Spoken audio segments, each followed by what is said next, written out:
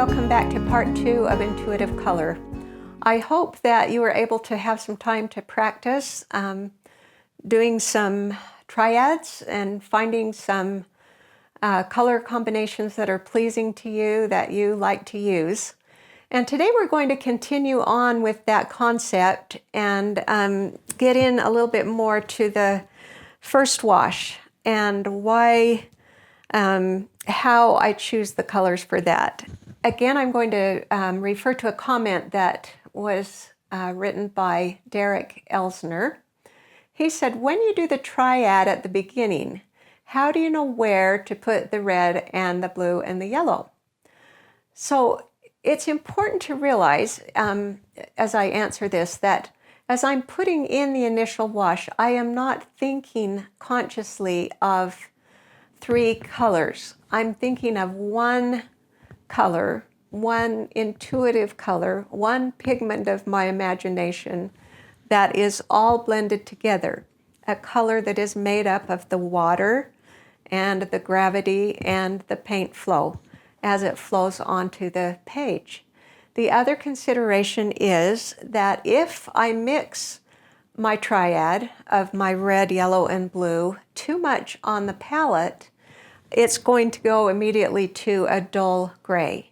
So in order to keep it vibrant and colorful, I'm going to consciously try to let these colors melt and mingle on the paper more than on the palette. I'm going to put the individual colors on the palette and let their inner edges touch and mingle, but I'm not going to stir them together with my brush.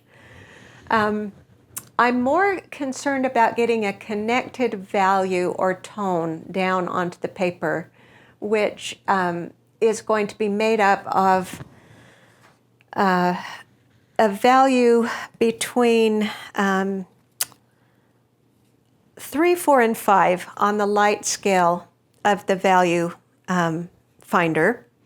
And the reason for that is if I go too dark, I'm going to not be able to get that value back. But if I go too light, it's not going to read as very colorful. And I've mentioned this before, but color on the value scale is most brilliant right in through here, between 3, 4, and 6. That will be the value where you'll have most color to the eye. So in this first wash, my effort or my focus is on getting a wash down that is going to stay within this value range on the value scale. And then it is going to be as connected as I can make it by connecting the shadow patterns in my subject. And it's going to cover everything that is in shade so that my paper is going to be covered from the beginning with a tone, and I don't have to have that scary white paper staring back at me. So I'm going to demonstrate on a very simple subject. I've got a very light drawing on my paper. My paper is taped down. It's a 140 weight Winsor Newton cold press. And you all know how much I love this paper. I still do. And I'm going to be starting out with an initial triad all over the shape of the shade in this painting. I'm actually going to cover everything that is in shadow and in sunlight with a light tone, and then I'm going to go back and come over it with a darker value. And the colors that I'm going to be using are manganese blue and alizarin crimson, and I'm going to use yellow ochre. That way it doesn't end up to be too bright or garish of a color. So I'm starting out the way I usually do, mixing a big pool of blue, manganese blue, wet and juicy on the paper, on the palette, sorry, not on the paper, and touching into it with my red. And then on the other side, just because I don't have room to put it all there on that same side together, I'm going to put my yellow ochre. So you can see those three colors on my palette, and you can see how wet and flowy they are. So as I come into my subject, I am not consciously thinking of what color this is. I'm thinking of how dark or how light it is, and how warm and how cool it is. But at the same time, I want to interject my feeling for what this subject emotionally means to me. So I'm starting out with a number 1 mop by Winsor Newton. And I'm going to get a piece of paper towel here to have ready.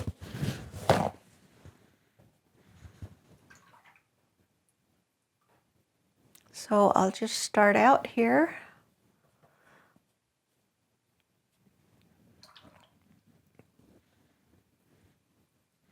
And there are some places where, as you saw me just do that in the sky there, where I am thinking of a local color.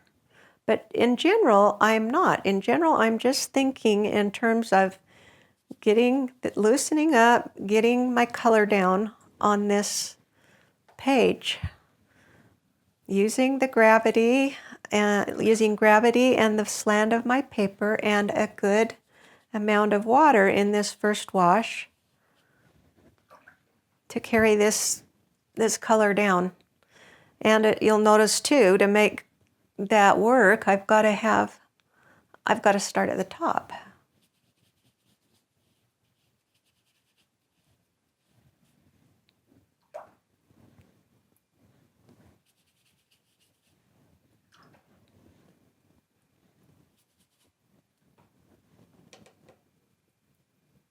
But it just takes a lot of practice to get the feel of the amount of water that you want in your first wash, and the amount of pigment that you need in the brush. In the first wash, it's going to be a lot of water to little pigment. And then as we come in with consecutive layers, we're going to do the opposite. We're going to have more pigment and less water, so that the concentrations in each layer of pigment are getting deeper or more concentrated.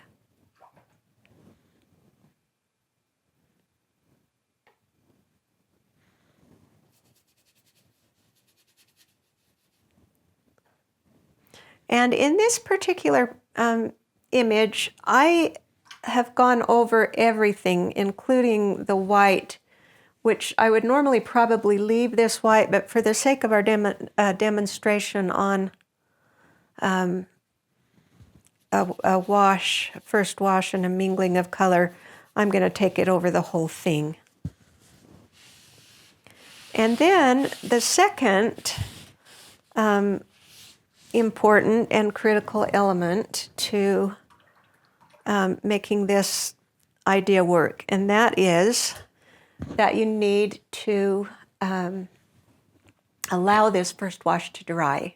As you can see, I've got a good mingling between the three colors. You can't really tell what color this is, because it is all of the colors of the triad intermingling together. Let's see how I did on my value. I wanted to keep my color somewhere between a 3, 4, and 5.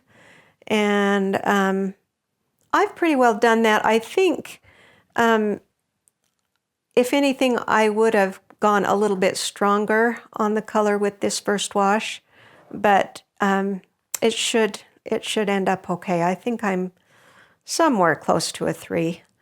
Ideally, I think I should be between a 4 and a 5. but I think we can work with what we've got here. So now that this is dry, I can come back in and I can go ahead and start adding more layers. And each layer is going to be darker as I lead up to the final part of the painting. I wanted to read to you another comment. This one is by Corey Holt. He asks, how would it affect the end result if you didn't do the first wash on the whole paper? If you just painted the lighter areas with the light wash and then only did the dark wash in the dark areas? Okay, the answer is my painting would not have the unity that it can have by connecting everything together in this initial wash. Because if I were to leave these areas, these darker areas to paint at the end, then I'm going to have a lot of hard edges where I maybe want to let some of this first wash get lost into the background and vice versa, that I can't do if I break it up into lights and darks. This way it really does help with the unity and the connecting all of the shadow areas in the painting. So that's the answer on that question. Also, one other comment that came from France, I think. I don't know what the name is here, but he asked if I start out on dry paper, and the answer is yes. I do start on dry paper, but this initial wash quickly becomes a wet wash as it goes on. This is a question from Kat Skinner, and she writes, thank you so much, Laurel, for the amazing tutorial. One question: to help the colors to not become muted or muddy with multiple layers, should you avoid layering contrasting colors on top of each other, such as purple on top of yellow? The answer to that is really pretty much no. If you take the time and always make sure that you are drying the wash when you complete it, then you can go back over it with a contrasting or a complementary color, and it will actually look pretty. If, for instance, if I come back over this yellow with a purple, I'm going to have a beautiful warmth showing through the cooler temperature of a purple going on to a warm.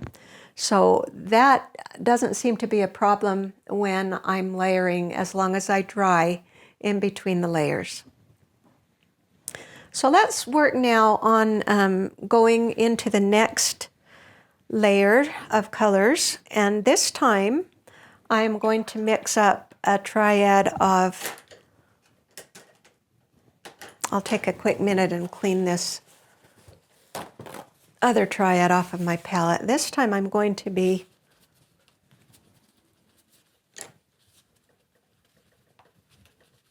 working with a darker triad now, a more lower key triad, as I call it. And this is going to consist of still my same red, alizarin crimson. Got that really, really red there. And this time I'm going to use indanthrene blue, which I showed you on the first part of the video on triads, that it's a really nice transparent blue, and it mixes really well with the alizarin crimson. And I'm going to use my transparent oxide red, which you can substitute burnt sienna for that if you want, but transparent oxide is just a little higher in key, a little brighter. So I'm going to start now coming in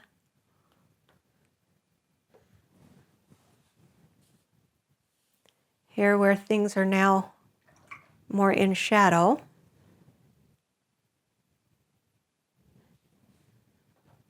And now I am going to be looking a little more into the idea of the color temperature.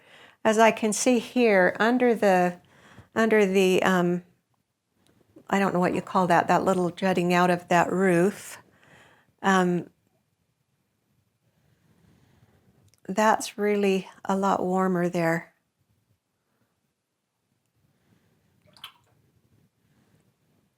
And I also want a little bit of more of a rosy color on it too.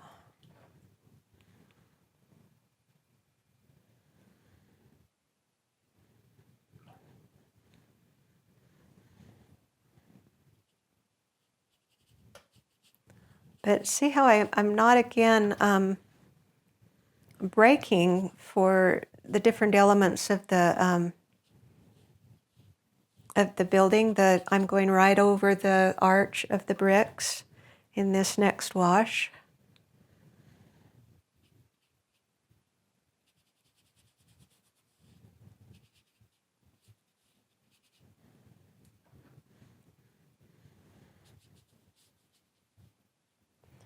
And here I am going to now let this initial wash read as the white here. So as I come down here with this this next color, it's going to jump over the white there. And also here, this is going to be my brick that's in the sunlight there.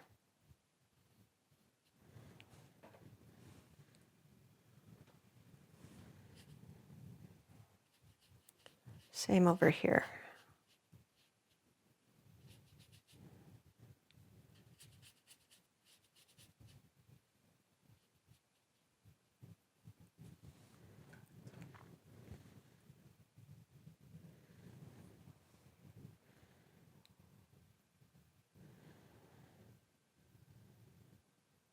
I've got a little bit of sunlight right there to catch. And also, one thing I wanted to say is I can, once I get that mid value down, I can work forward and backward. And by that I mean I can pull out color and I can put color in over this first wash. See where I just lifted that out? That is a quality of this paper that I just love. And I've talked about that before. And even to create some of these slats in the shingle there. Can pull some of this out and kind of indicate some of that old texture there.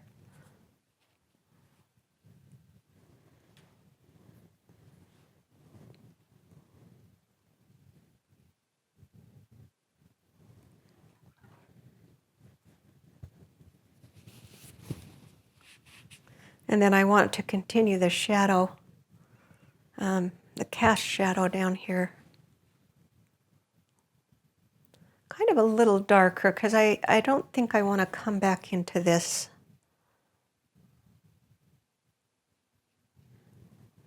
I'm going to leave that as my final wash here on that.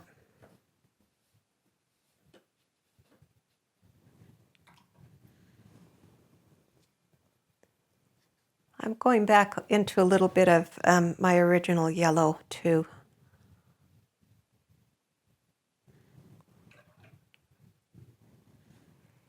But you can see by using a triad like this, the harmony that you can get in your painting, and it just really does unify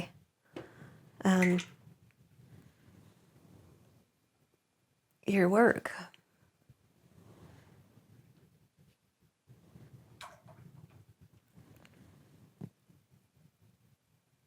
And simplify things. This painting's close to being done in just a couple of steps here. Then make sure you catch your beads at the bottom of the paper or the bottom of the wash. That's what will create backwashes if you don't.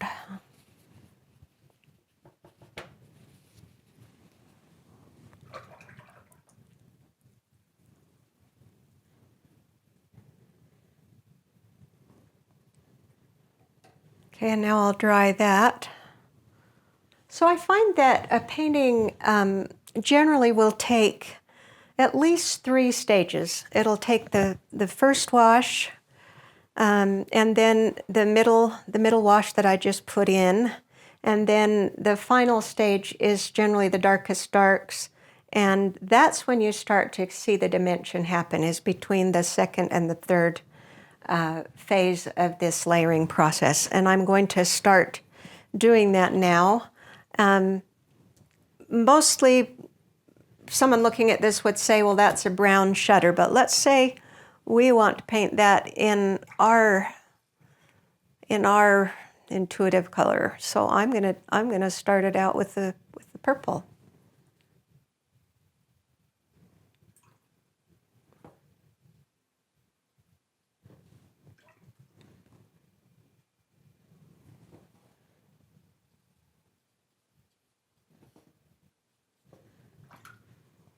And just in general, combinations of this same triad, only in darker concentrations. And remember, the rule here now is it's more concentrated pigment and less water at this point. So see how colorful that is, and yet it's going to still read as the shutter when we get through, hopefully. And then this this under here is in shadow, so I want to catch my edges here against that shutter. I don't really want that. I want to leave myself some areas that flow in and out of each other. That's what I'm trying to say.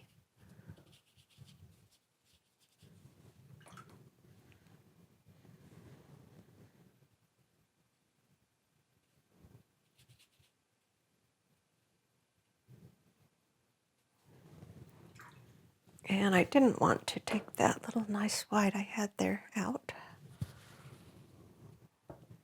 So I will reclaim that with a little bit of paper towel and water.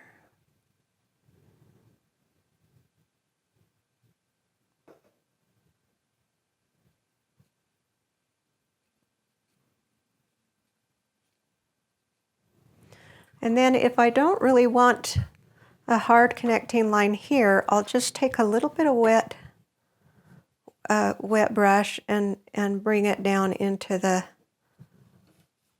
shadow area, so I don't have a real hard edge there if I don't want one. Okay, now we need to get a little bit of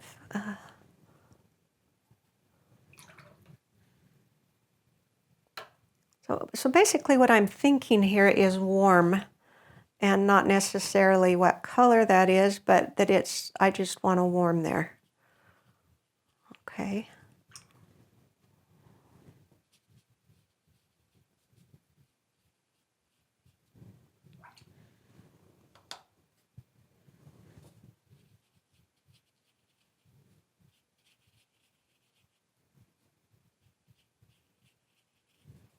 And now you can see the sun on there a little better, on that edge.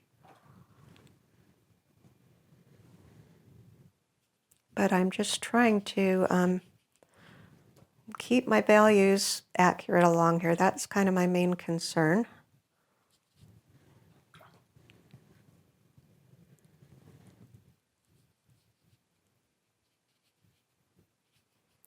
And keeping these colors translucent and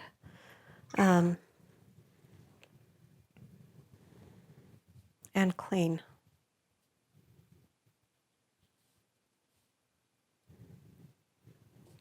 And then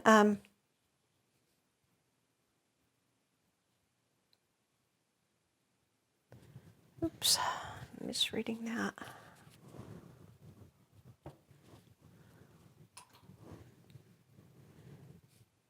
So I can define the bricks here by painting the, what do you call that, mortar in between it.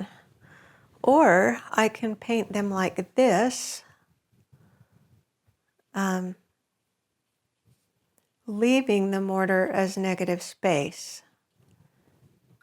You see what I'm saying there? And kind of the rule of thumb on this is, I don't know who said it, but 3 suggestions of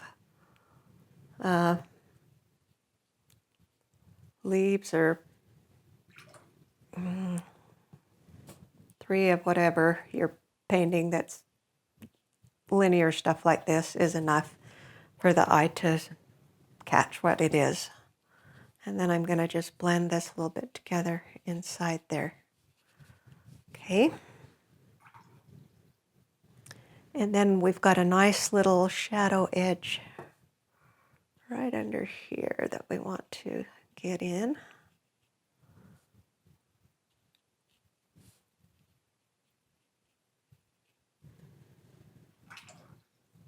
Okay, and I think we're ready to put that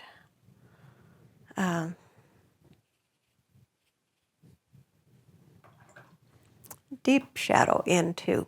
So that was ultramarine blue, and I don't think I want that. I want this indanthrene blue again. I want a really potent shadow area in here. So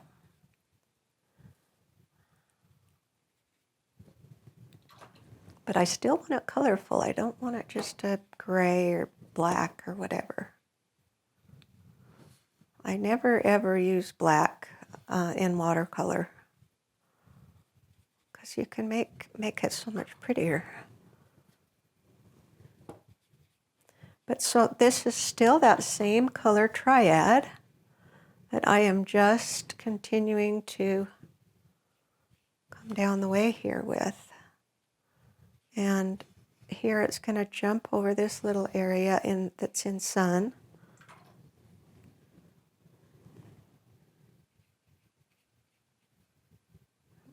And come down here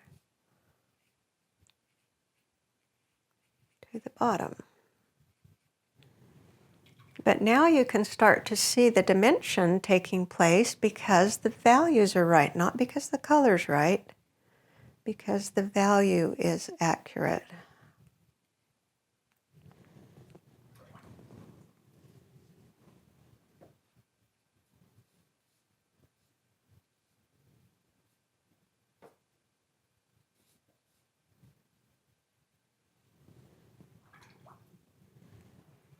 And then some nice little calligraphy here to explain this shutter in places. It doesn't need to be a lot. It doesn't need a lot of explanation.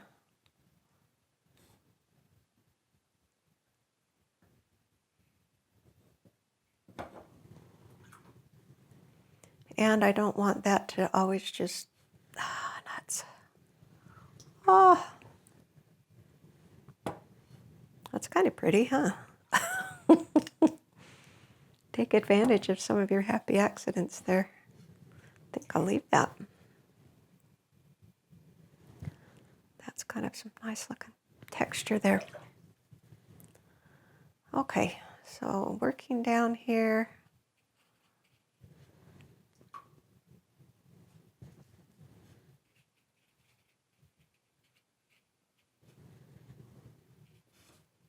Making that look a little more rugged.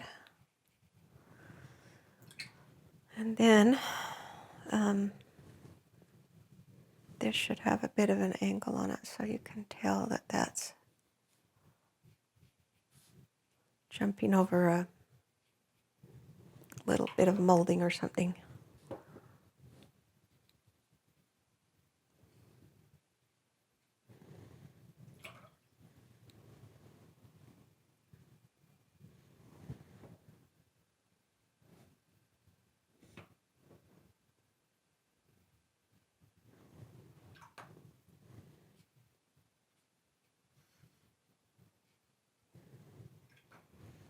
I like that one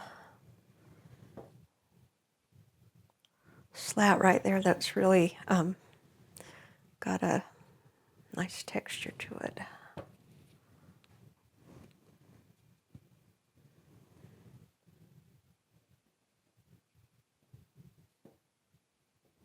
And then again, I can reverse the process on these slats so that instead of painting between them, I'm painting the positive space, like this here. And that, too, gives some really nice visual variety that is really pleasing. It doesn't make things so monotonous. I'm having a problem with dripping all over everything. What?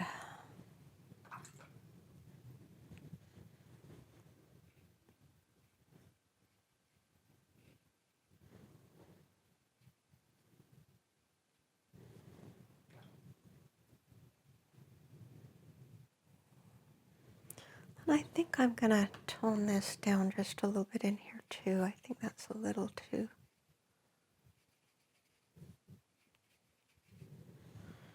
bright or too light in value.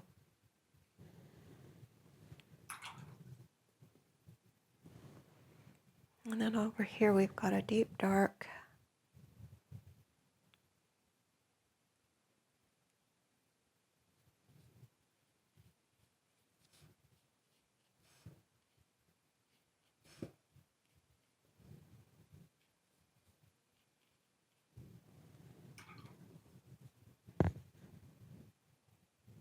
My drawing's a little bit off here. That's not quite as wide as I've made it, but so be it at this point.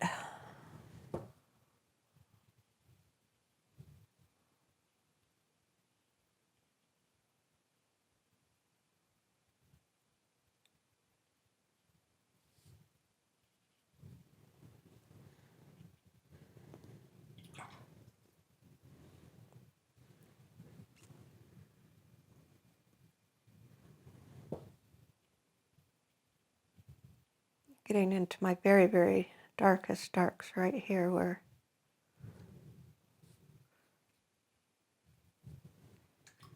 I hate to cover up that really pretty little thing that happened, but I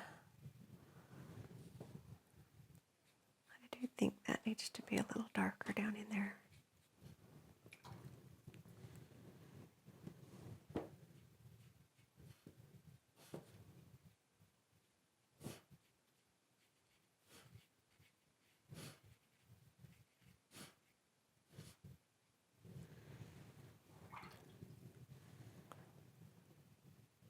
If you can get your darkest darks in one go, it's always better not to have to go back in like I'm doing right now, but I think it's okay.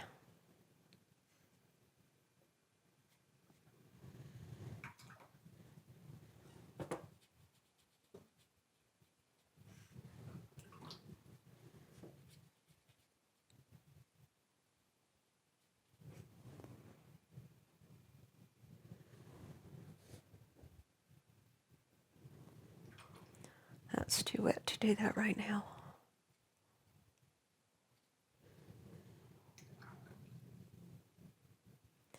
Then I'm still thinking that this is still a little bit darker in shadow. I don't want it to compete with this dark, but it needs to be more of a value like I've got down here, I think.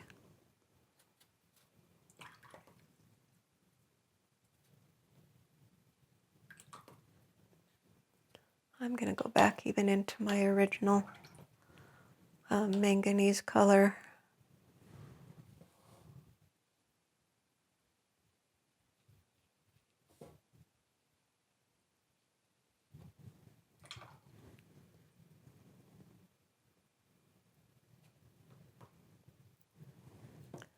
That indanthrene is really powerful.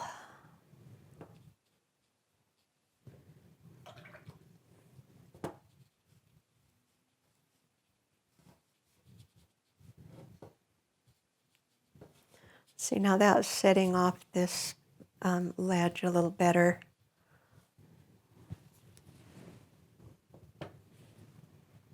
You can see the dimension a little more in that. I'm going to add a little bit of orangey warm tone because I like how warm this is through here, but not that much.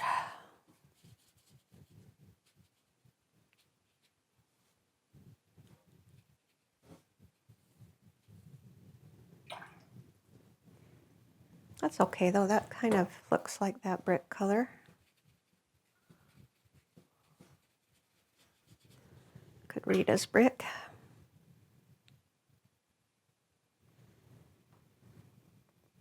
And then since this is cast shadow here, that's being cast by that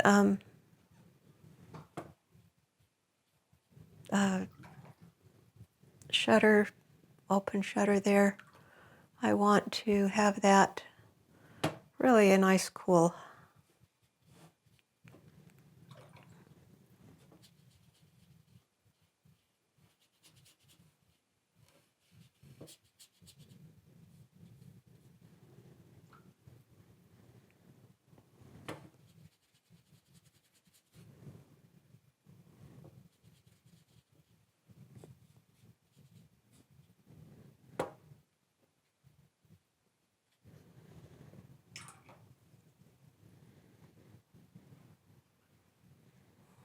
Okay, and then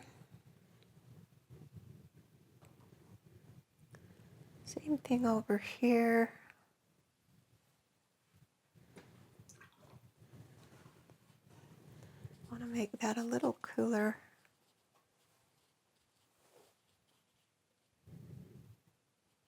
Some of this can kind of bleed into that brick.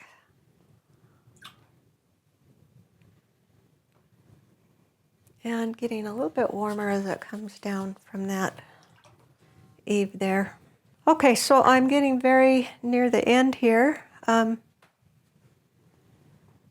I was saying, this is coming down into a little bit more of a warmer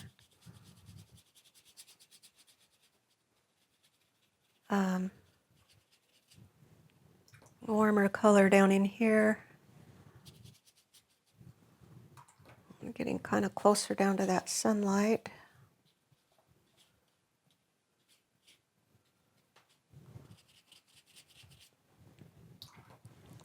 But you can see when you paint with this method, you a lot of your work is done for you in that initial wash, and very little description is actually needed.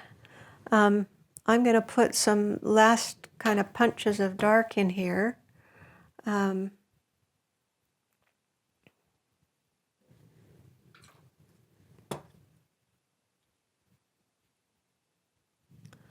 I like to kind of blend those so that they're, I don't know, when you put the final darks in, sometimes they're too intense. And I think a lot of paintings get ruined because of that. So I've kind of learned not to go too dark. But let's do a little bit of calligraphy down under here of some lines. And coming down in here as well.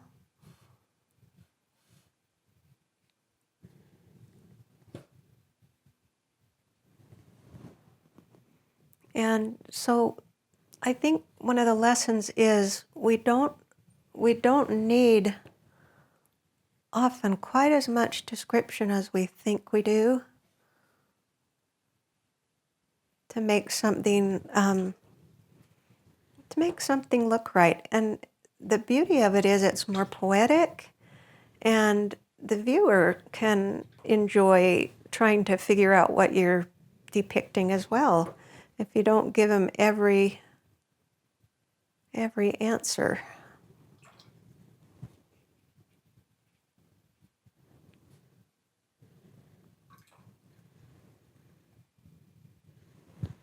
And then these, okay, over in here I've missed another part of this shadow. It's actually coming down over the... Yeah, I missed an important shadow over here, didn't I? My palette is so far away. I'm sorry, I keep getting into the wrong colors because when I'm at my studio, it's not quite this far from me.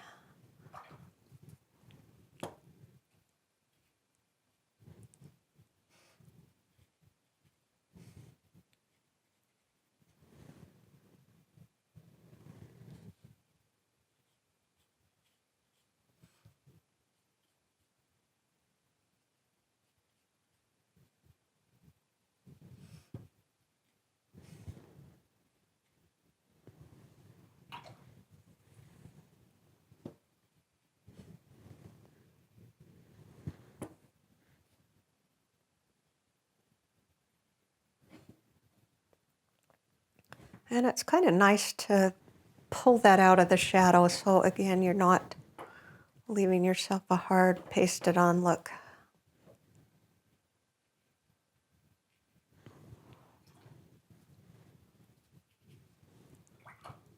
Okay, I want to get a little bit of a cooler wash up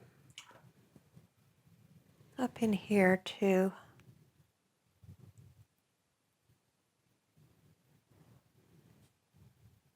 The ones that are facing the ground, the planes that are facing the ground are going to be a little warmer because they're reflecting the earth color. And the ones that are facing up are going to be reflecting the sky. The ones that are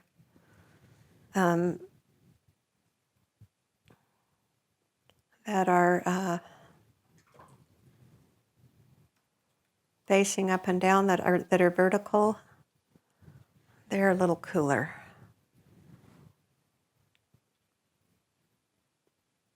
But when you put the when you put that cool against the warm, then it makes that all the warmer. It's all about contrasts and opposites.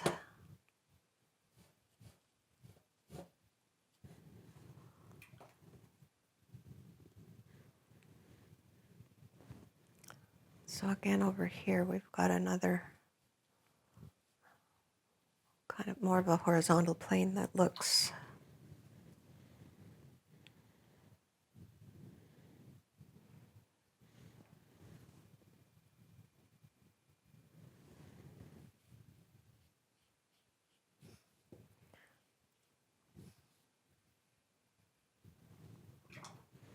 I kept telling you I didn't want to go back in here, but I can see that my value's got to be a little deeper to punch that out again. But it's still clean. It's still not getting into mud yet.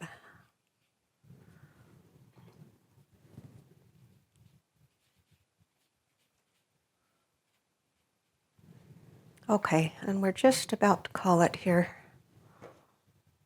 because I think our cameras are about to give up on us as well.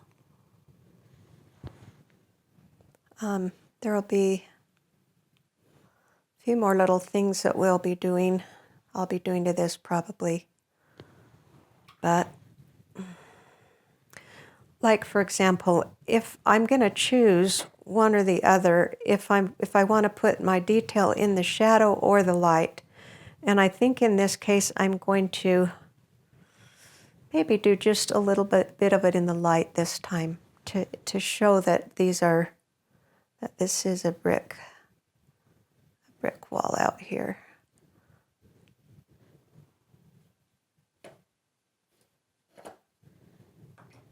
I don't want to give too much of that away, but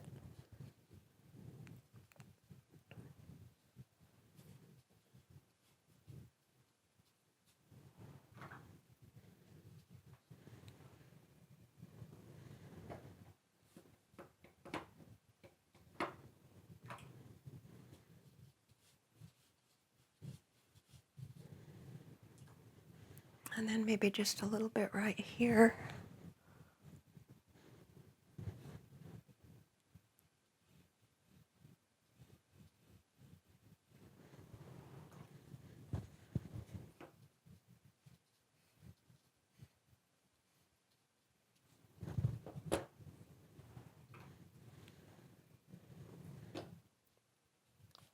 barely telling that.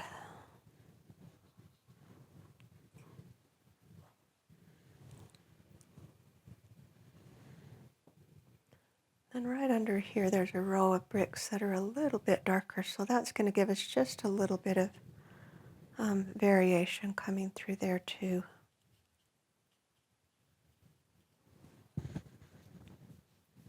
And I think we'll just cut out a little bit of the mortar.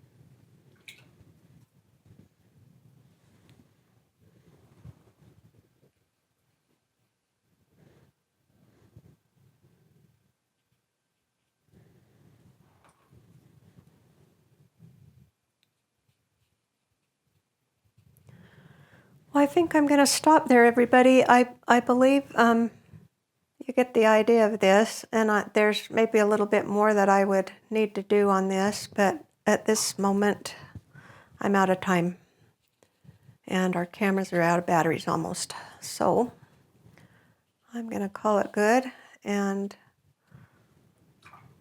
that's our lesson on the first wash in intuitive color. Catch you next time, everybody. Thank you for joining me today, and I hope you learned something. I think the idea was captured in this little painting, and I hope that you got the idea that not a lot is necessary to describe what you want to say when you work with layers like this. And so with that, I leave you to work out your own pigments of your imagination. Goodbye.